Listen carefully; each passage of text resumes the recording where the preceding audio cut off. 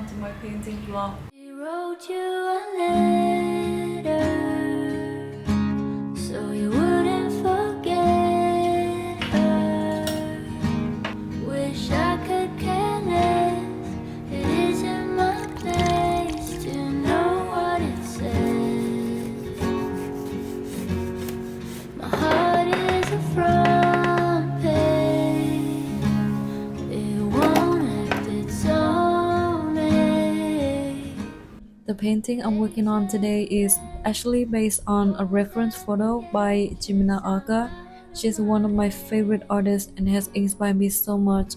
I've been following her for a while on Patreon, and recently she shares this beautiful reference photo package, and they super inspiring for me. I knew I had to turn it into a painting, but I didn't want to recreate it. The photo exactly. I just use it as a reference. I want to paint it in my own way and tell my own story through it. I wish to forget like normal people forget.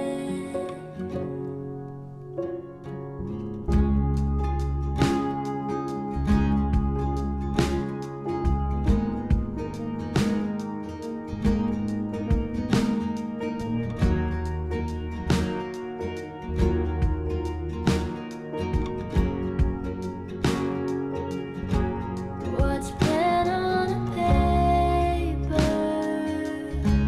Just wait till you met her. And nothing is wrong, but something so often I don't know how to act. I feel like December.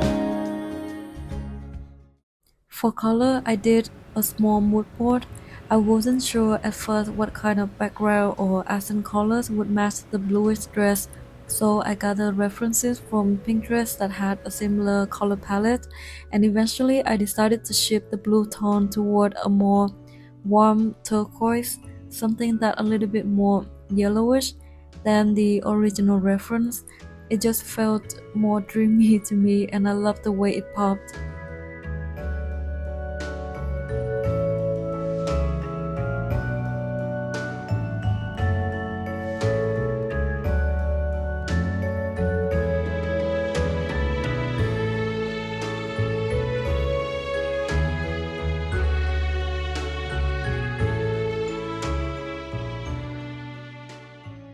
I wanted to change the whole background to tell more a story. I imagined her standing near a wall, maybe part of a castle or a garden, looking out into the wood, thoughtful, almost like she's longing for something. At first, I considered making her look trapped inside a castle. A little dramatic, I know, but it felt a little bit too complicated for this smaller canvas. So then I simplified, just a brick wall with maybe some moss or climbing roses and a dreamy forest beyond. And then I gathered references from 19th century romantic painting and built a scene from there.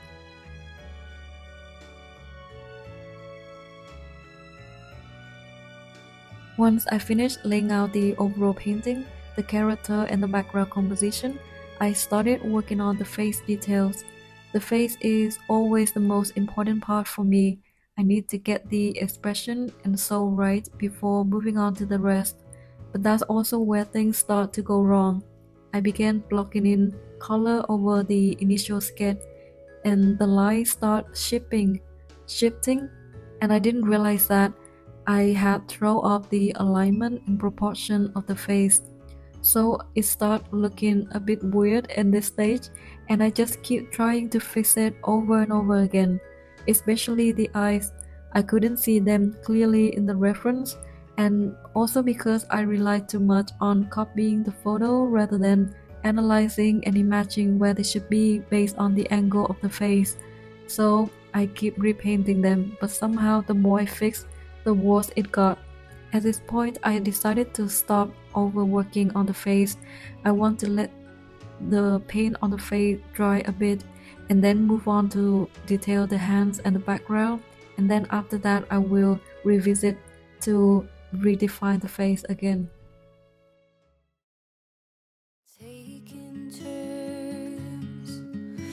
not a lesson learned. Who'd imagined I would crash and burn? But you got me there, so I'm declaring a silent war. Can't do it anymore. This is not what I was asking for. But you got me here, then you disappeared. Was it always meant to be a dream? Knowing inside, in the middle of the night, you see me fighting, hopelessly sure of how I feel. The broken never heal. In the middle of This second attempt, I was so scared of messing up again, so I barely put any paint on the brush. I mean, I used very little color on the brush, and that made things worse and worse. The colors on the face got muddy, and the brushstroke lost the energy. It's very hard to see the brushstroke because I paint with very little paint, and the overall face looked kind of muddy and lifeless, and that when it hit me, I wasn't painting confidently. I was just trying to not to fail, and in doing that, I was just losing the soul of the painting. So I just decided to stop and taking a real break. Seriously, taking break is so important. Like, I cannot stress this enough. I know how it is when a painting isn't going the way you want. You just keep pushing and fixing and tweaking non-stop, hoping eventually it will work.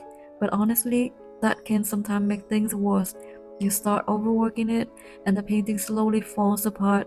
That's why I've learned to just step back and do whatever feels good. Make a coffee, or maybe do some glazing or framing an old piece, or maybe go a little walk, enjoy the nature, look at the nature, or maybe just simply take a sleep, a deep sleep, anything to reset. And then the next day, you come back with fresh eyes, fresh mind, and suddenly things feel way more doable. So this is the third attempt. This time I allow myself to use thicker paint, enough to actually cover the old layers and enough to bring the saturation back. I moved slowlier, more intentionally, and I was more mindful with every brushstroke. And I stopped trying to fix, I just paint. And I remind myself to relax my hand and let it flow.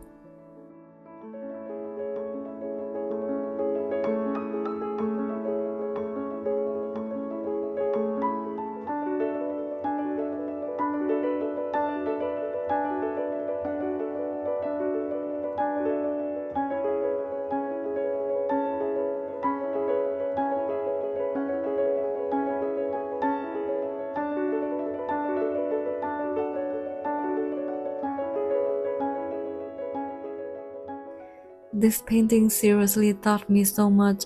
I realized that my perfectionism can actually take the joy out of painting.